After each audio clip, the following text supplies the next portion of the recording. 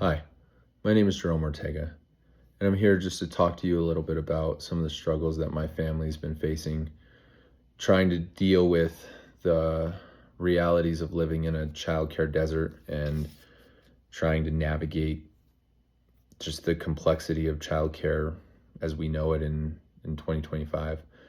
My wife and I had our first child in November of 2023, and we waited until she was born to start looking at childcare facilities to put her in.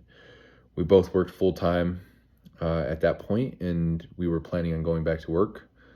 But naively, and more so than being naive, we were unsure of what life was going to be like afterwards, and we were unsure of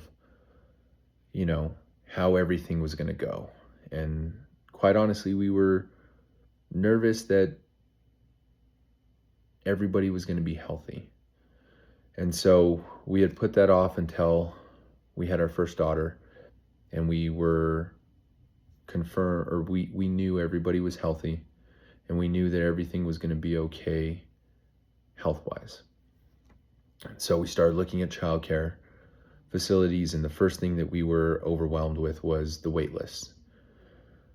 We were looking at a year at the minimum before our child could get a spot, a secured spot.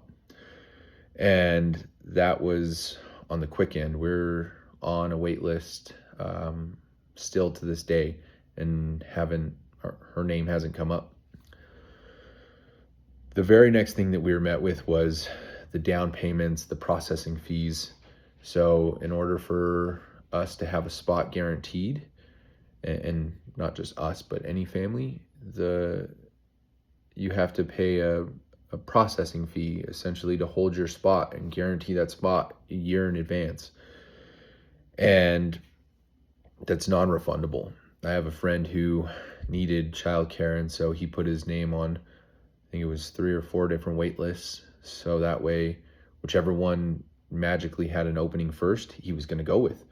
But he had to pay $150 to $200 per wait list, just so that way he could assure that whichever one was the quickest he had.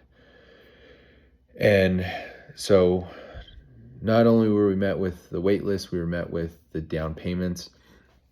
I finally found a childcare facility that we felt was best for us, and we were met with the processing fee of, I think it was like $200, and then the first month down payment, which is refundable if you choose not to go, but you still have to pay it.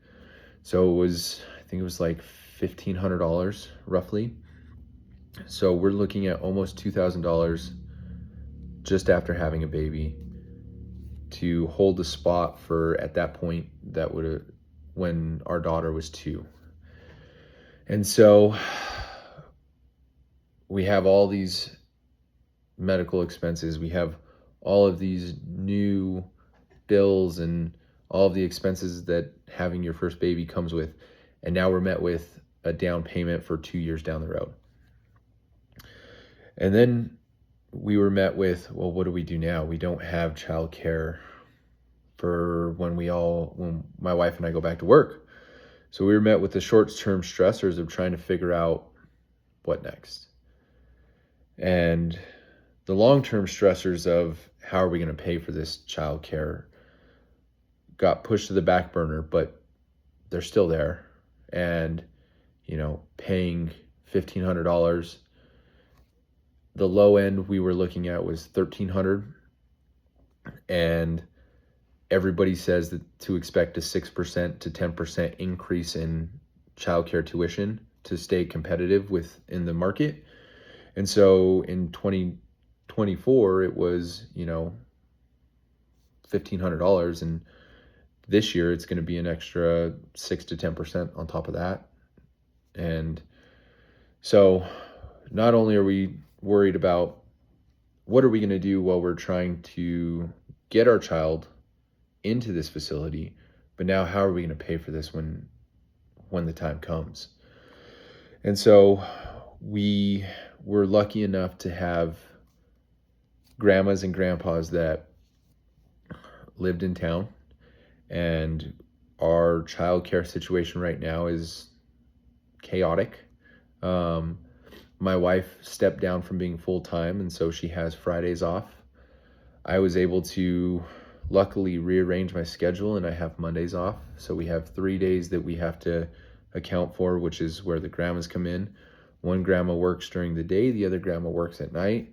And so they do a switch essentially where, my mom gets off at 2:30 and has to rush over to pick up our daughter. And then the other grandma, my wife's mom, goes into work at 3. It's a very tight window, and it puts a lot of stress and a lot of burden on our families, but that's the only way we could ensure safe and reliable childcare while we were trying to figure out this waitlist situation and trying to see exactly when we can get her in.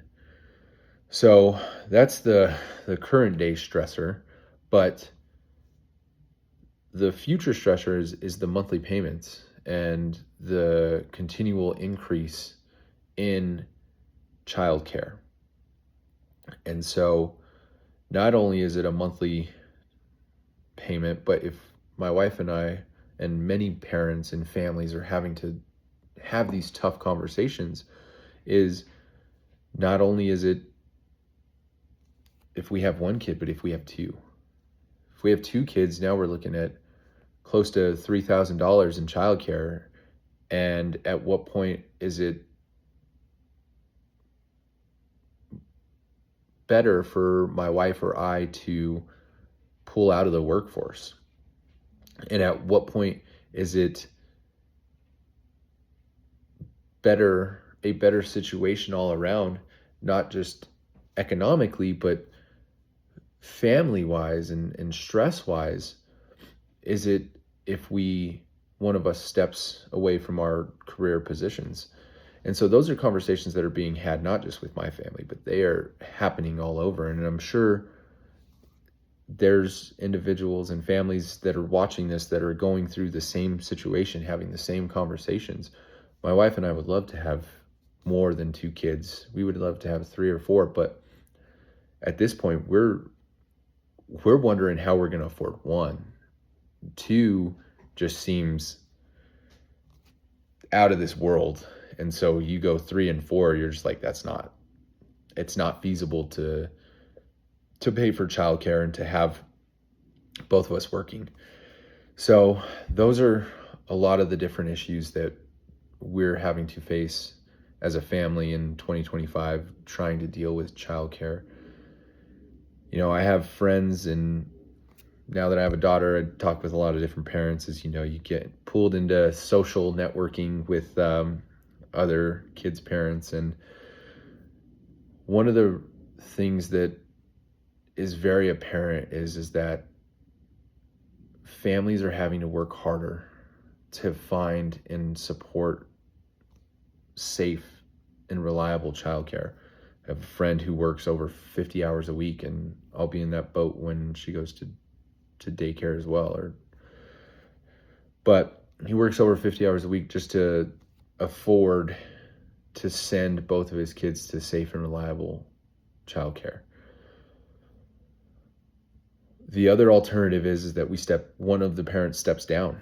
And, I've talked with numerous family members and friends who have made that tough decision of one of the parents have to sacrifice their careers to have safe and reliable childcare, not because it's something that they want to do, right? It's not I want to stay at home with my kids. It's we can't afford to send our kids to childcare. And that is a very hard discussion. That is a very hard decision. And that is one that unfortunately is being thrust upon a lot of families in our area in Colorado, and I'm sure throughout the United States. So I would just like to say thank you. I'd like to say thank you for listening. My family and I are lucky. We're lucky to have a support system. We're lucky to be able to even entertain the thought of sending our kids to childcare, or to daycare in some of these facilities, and entertaining the wait list, entertaining the monthly payments. We're lucky. I've had conversations with with families who are going to going down different avenues of Nextdoor, of Facebook, of my friend watches the kids, one day, I watch all of the kids the next day. The solutions that families are having to come to, some of them are scary, and as a new parent, no family, no parent should have to compromise the safety, the reliability of who's watching their kids. And unfortunately, in today's society, in today's day and age, a lot of families are having to make those hard choices and having to make the tough decision of, do I work, or do I put my child in a situation that isn't reliable, that isn't safe? And I think as a society, this is a problem that is extremely important. And so I would like to thank you. I'd like to thank you for listening, and I would like to thank you for even entertaining the thought of trying to come up with solutions. So thank you.